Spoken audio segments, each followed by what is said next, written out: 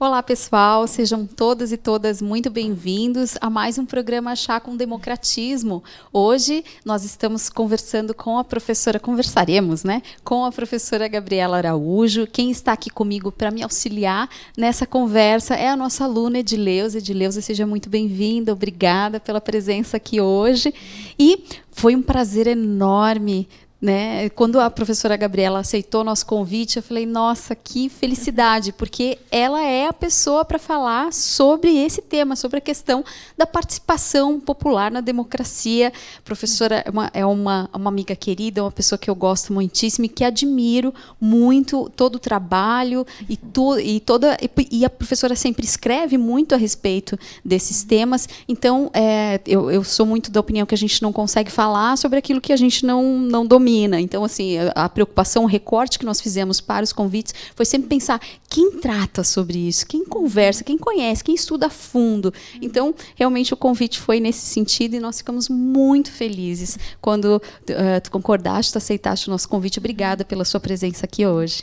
Eu que agradeço, é sempre um prazer te ver. A Adriana também, a professora Adriana, eu admiro muito o engajamento dela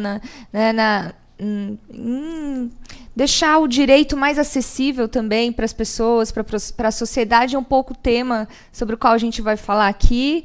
E nós já nos encontramos em vários debates nesse sentido, sobre inclusão, diversidade também, que a professora Adriana gosta muito. Exato. E eu admiro muito essa iniciativa do grupo de estudos.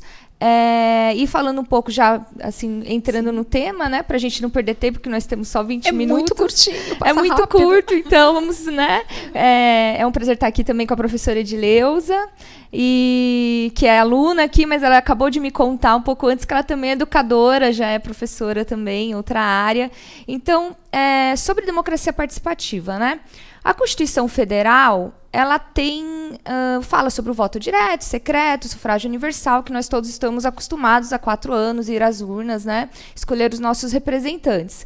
Mas ela também trata de alguns mecanismos de participação direta, né? Como, por exemplo, o plebiscito, o referendo e os projetos de lei de iniciativa popular. Então, isso está expresso na Constituição e, como vocês podem ter percebido, a gente quase não usa esses mecanismos, né? Então, é um problema, porque, embora eles estejam previstos e a gente tenha adotado a forma de democracia semidireta, ou seja, a alternância entre a representação e a participação popular, na prática, a forma como eles foram configurados dentro do texto constitucional acaba dificultando que a gente consiga exercer esse direito. Por quê? Por exemplo, o plebiscito e o referendo, eles são prerrogativa exclusiva do Congresso Nacional para sua convocação. Exato. Né? Então, qual que é o problema? Eles não convocam. O único plebiscito que a gente participou na história da Constituição Federal de 88 foi em 93, e era o plebiscito para a gente escolher entre monarquia e presidencialismo, né? Vocês sabem que ganhou o presidencialismo, ainda bem, né? E república, monarquia e república, e presidencialismo e parlamentarismo. Desculpa, eu troquei. Entre monarquia e república, então, presidente, e parlamentarismo e presidencialismo, então, venceu o presidencialismo e isso porque a república já estava no ato das disposições transitórias. No artigo 2º, senão nem isso teriam nos perguntado. E foi um momento bem importante, eu lembro que eu era criança ainda, mas houve um debate, não sei se vocês se lembram, houve um debate na sociedade, apesar de já estava previsto no ato das disposições constitucionais transitórias, a gente já sabia mais ou menos qual seria o resultado, né? Mas houve um grande debate na sociedade, teve pessoas que defendiam a monarquia, apareceram, né? Pessoas em defesa. Eu lembro que na escola, eu como estudante, a gente dividiu a sala, cada um defendia uma forma de governo. Então, foi muito interessante a sociedade discutir política, né? E até hoje tem. Você acredita que a primeira pessoa que mandou mensagem pra gente no grupo de estudos na nossa página do Face foi um monarquista? Verdade. Então, que choque. O príncipe não foi eleito agora, deputado? Pois é, então, gente. olha, gente, vamos tomar cuidado aí daqui a pouco. louca.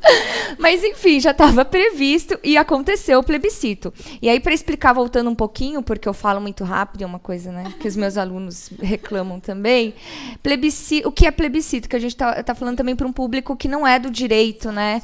Então, plebiscito é quando você consulta a população sobre um determinado assunto para, então, propor um projeto de lei, apresentar, regulamentar alguma legislação. Então, nesse caso, eu propus a população, olha, vocês vão querer república ou monarquia, presidencialismo ou parlamentarismo, o que ganhou foi república presidencialista, e aí se regulamentou a legislação em torno disso, né? E, por outro lado, o referendo acontece quando já se propõe uma lei posta e a população só vota se aprova aquela lei ou não. E o referendo no Brasil, como vocês sabem, só houve um na história, que foi sobre a proibição ou não da comercialização de armas. Era sobre o comércio de armas. Pode-se vender armas no Brasil? Armas legais, obviamente. Sim ou não? Foi essa a pergunta. E venceu que sim, poderia se comercializar armas no Brasil. O projeto de lei que proibia o comércio de armas no Brasil foi rejeitado. Mas foram só 2 ocasiões em que a população se mobilizou em torno desse tema. Não sei se vocês lembram que no caso desse projeto de comercialização, houve uma campanha de desarmamento. Sim, sim. Foi muito bacana também. Houve um grande debate na sociedade sobre isso. As pessoas foram incentivadas a devolver as armas ou legalizar sua situação com relação ao porte de armas. Então, foi muito rico isso. O que prova que quando você inclui o povo, importante, né, a importância de você incluir as pessoas no debate político, né, nas nossas novas configurações, como a gente vive hoje, a nova sociedade, novas tecnologias, é inadmissível a gente ficar preso apenas à votação de um representante que vai ficar ali por 4 anos e da forma como é configurado também o nosso sistema político hoje, eles não têm praticamente nenhum dever de prestar contas à sociedade. Exato, né? Exato. Então é perfeitamente possível, e eu vou dar um exemplo bem esdrúxulo aqui, que eu sempre dou para os meus alunos. Você vota num defensor de animais que adora os cachorrinhos. A pauta da campanha dele inteira, vamos imaginar, um deputado federal. Eu adoro os cachorrinhos, eu vou fazer uma campanha para ter creches públicas para os cachorros e tudo mais. Quando ele é eleito, ele propõe um projeto de lei para que se legalize o comércio de animais, de cachorrinhos, que a gente possa se alimentar de cachorrinhos e comer e o abate. Vocês podem fazer alguma coisa? Não se pode fazer nada com esse tipo de conduta, né? A população não pode intervir, não tem controle social dos mandatos, não tem recall, né? Então você não pode falar, olha, ele não foi fiel com a pauta que ele apresentou na campanha, então vamos revogar o mandato dele. A gente não pode fazer isso. É extremamente interessante isso que tu trouxe. Eu, na minha monografia, quando eu me formei na graduação, eu falei sobre democracia direta e eu estudei justamente esses instrumentos, né? Então, estudei o recall, estudei o veto popular, que são 2 instrumentos que nós não temos na nossa Constituição, mas eu descobri que na Lei Orgânica de Fortaleza existe a previsão do veto popular. E vejam que coisa interessante, o veto popular serve para o caso de uma legislação com a qual a população não concorda. Então, eu não concordo que aquilo seja feito, eu consigo me reunir com os demais, com as pessoas que moram na minha região e vetar aquela legislação. Isso é tão interessante, isso é tão rico, e eu descobri que foi utilizado uma vez, porque queriam, parece, salvo engano, privatizar um local chamado Parque do Cocó. E aí as pessoas diziam, não, isso aqui é um parque, é uma área pública, não pode privatizar. E aí as pessoas se reuniram, então vejam a importância disso, porque aí entra um pouco no bloco, aliás, no programa anterior, quando nós estávamos conversando com a professora Marina Faraco, nós comentamos justamente sobre isso, a necessidade das pessoas se engajarem, das pessoas pensarem e tomarem decisões pensando na coletividade. Então, se você tem esses dispositivos, a gente consegue construir isso na sociedade, esse sentimento, porque aí entra aquilo que você falou, veja a importância que foi o plebiscito, você viver esse momento do plebiscito, você, na sua sala de aula, discutiu com seus colegas, então as pessoas passam a ter uma visão da coletividade, da sociedade. Você sai da sua esfera de pensar o que é bom para mim e eu vou fazer o que é bom para mim, eu vou defender só o que é bom para mim, e começa a pensar no impacto das suas decisões dentro da sociedade. E essa é a importância, né, Exatamente. Da participação popular e desses instrumentos que tu está nos apresentando aqui. Exatamente. Né? Tem uma função extremamente educativa de educação, é a questão da educação política mesmo, né, das pessoas. Hoje a gente vive um momento de aversão à política.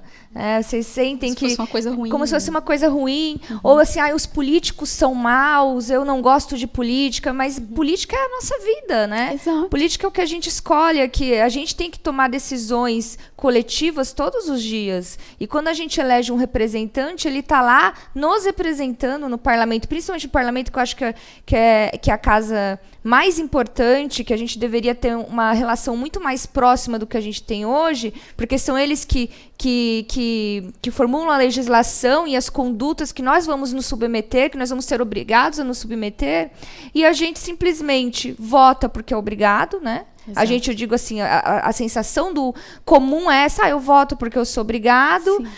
Muitas vezes, se você pergunta 2 meses depois das eleições, as pessoas não lembram sequer em quem votaram e não continuam acompanhando o mandato, né? Então, nós temos o dever como cidadãos e cidadãs de acompanhar esses mandatos. Eles possuem, tanto no Senado, como na Câmara dos Deputados, como na Câmara dos Vereadores, eles possuem ouvidoria, você consegue se comunicar diretamente com os parlamentares, tem o e-mail deles nos sites. Hoje em dia as tecnologias podem ser utilizadas em nosso favor, entendeu? Para cobrar. Sim. Mas eu fugi um pouco aqui do tema, porque a gente estava falando da democracia participativa. É que é um tema tão, né? A gente gosta pouco, né? E eu me empolgo. Mas eu preciso passar a palavra para Edileuza antes de nós terminarmos esse nosso primeiro bloco. Então, depois eu falo da iniciativa popular, que eu pulei. Em primeiro lugar, eu quero agradecer a oportunidade de estar aqui, juntamente com você, Adriana, e com a Gabriela. Bem, Gabriela, minha pergunta é assim, eu acho que vai ser mais parte da segunda parte aí, que você vai complementar a informação sobre a participação popular da democracia. Eu não sei bem em qual período, mas acredito que os conselhos foi criados na época do Fernando Henrique Cardoso, não tenho certeza, mas que veio para fortalecer essa democracia e fazer com que a população de fato atue, né, nas decisões das políticas públicas da sua cidade, do seu estado, do seu país. Né? O Conselho de Saúde, o Conselho de Segurança Pública, dentro das escolas, né? Os conselhos de escola, os pais atuando aí nas decisões da escola. Eu gostaria de saber de você, Gabriela, o que você pensa aí? Hoje tem um murmúrio lá em Brasília da retirada dos conselhos. O que você pensa sobre isso? Então, exatamente, esse seria um dos pontos que eu entraria, né? Então, como eu disse, na Constituição a gente tem já previstos alguns mecanismos de democracia direta, de participação popular, como referendo, plebiscito e projetos de lei de iniciativa popular, mas temos também a previsão de audiências públicas, realização de audiências públicas e conselhos participativos, que são esses que foram objeto de um decreto presidencial em que ele determina a extinção de todos os conselhos em âmbito federal que não tenham eventualmente sido criados por lei. O problema é que a maioria dos conselhos não são criados por lei, né? Esses do governo federal, eles foram criados por decreto e estão submetidos ao controle mesmo da presidência da República. Qual que é o problema dessa determinação de extinção? É que os conselhos, eles funcionam, como você mesma disse, como um canal em que a sociedade civil, aberto, em que o governo se coloca à disposição da sociedade civil para ouvi-la.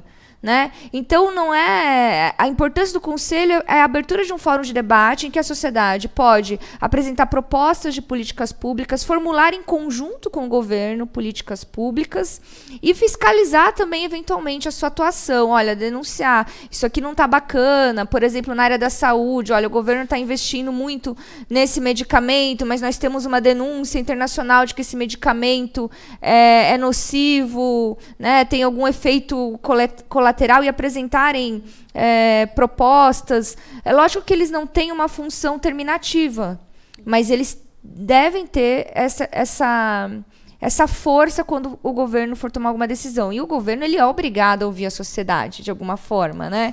Então, assim, eu acho extremamente temerário, no Brasil, uma sociedade que a gente não está acostumado.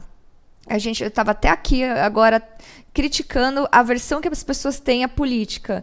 E aí os poucos mecanismos de participação popular que a gente ainda tem, se eles forem extintos, a gente vai criar cada vez mais um distanciamento entre o povo e os seus governantes. Né? Isso é extremamente temerário. Muito. E a importância desses conselhos é justamente aproximar, né, a população das principais decisões, né, do poder. Recentemente eu estava escrevendo um artigo e falando sobre essa questão do distanciamento do legislativo da população. São tantos aí mudando um pouquinho, né, só o mote, mas a intenção é trazer isso também, que na verdade as pessoas acabam tendo tantos privilégios e tantas benesses que de uma certa maneira elas deixam de ser povo. Elas deixam de fazer parte do povo. Um deputado, um vereador, o presidente, enfim, as pessoas que são eleitas, elas não pegam mais fila no banco, elas não ficam presas no trânsito, não são elas que estão dirigindo, é o motorista. Enfim, então a pessoa ela passa a não viver esses problemas e como esses problemas não as afligem, elas também acabam tendo uma dificuldade maior de conseguir colocar isso na lei, nas políticas, porque elas não veem isso como uma prioridade. E aí a função dos conselhos dentro desses órgãos era justamente dizer, olha, a gente passa por isso. Exatamente. Nós estamos aqui. Nós estamos aqui, a gente passa por isso. Não pode ser decidido dessa forma, porque lá onde eu vivo vai ter um impacto assim, assim, assim. E a pessoa que não participa dessa coletividade, ela não consegue ter essa visão. Então, veja a importância dos conselhos. Exatamente. E eles têm que se lembrar que eles foram eleitos para atender à vontade geral, né? A vontade de todos. Então, causa um grande estranhamento quando se fecha as portas para ouvir a população, né? Para você ouvir a sociedade no debate público. Então, eu espero que existe uma mobilização já da sociedade para que alguns dos conselhos, pelo menos os mais importantes, permaneçam. E eu espero que o governo seja sensível a esse apelo e ceda, né, nesse sentido, de manter alguns conselhos. É lógico que algumas críticas eu ouvi já, mas eu nem sabia que existia o conselho. Enfim, a gente sabe que existem também problemas. Assim, a gente tem um problema de divulgar, de ampliar a participação popular. Sim. Então, geralmente quem participa desse tipo de atividade, dos conselhos participativos de audiências públicas, são pessoas que já estão engajadas em algum tipo de associação, né, temática. Que tem alguma representatividade. Que tem alguma também, representatividade, mas nada impede que nós aqui, estudantes, né, as pessoas que estão ouvindo aqui o grupo de estudos, entrem num site ou liguem pro telefone que tem nesses conselhos. Olha, eu quero assistir. Sim, eu quero participar, eu quero enviar uma sugestão. Isso é totalmente legítimo e necessário, né? A gente tem um desafio aqui para todos nós pensarmos também em como ampliar o conhecimento das pessoas sobre a possibilidade de elas participarem, das decisões. Que é exatamente o mote do nosso grupo. A ideia é que ao compartilhar o conhecimento, ao as pessoas entenderem como é a estrutura do Estado, como qual é a importância dela dentro desta estrutura, conseguir resgatar esse sentimento, né, essa vontade de participar de uma forma mais efetiva da cidadania, né, de realmente se sentir pertencente a esse espaço de poder, né? A democracia, ela demanda isso, ela demanda esse engajamento da população, que é uma coisa que foi cuidadosamente arquitetada para que as pessoas se sentissem totalmente distanciadas dessa esfera do poder. E a gente está sendo revolucionário aqui. A gente está ensinando você que você importa, que você interessa. Então, por isso, a gente está chegando ao final desse primeiro programa com a professora Gabriela, e nós vamos retomar essa fala, a professora vai conversar um pouco mais, vai contar todos os outros instrumentos que nós temos de democracia direta. Peço que você assista o programa que vai ser publicado na próxima semana, e agradeço a presença da professora Gabriela, que vai continuar aqui com a gente, e se inscrevam no nosso canal, divulguem o nosso conteúdo, sigam as nossas redes sociais e nos ajudem a compartilhar o conhecimento, porque isso é revolucionário. Muito obrigada e até a próxima.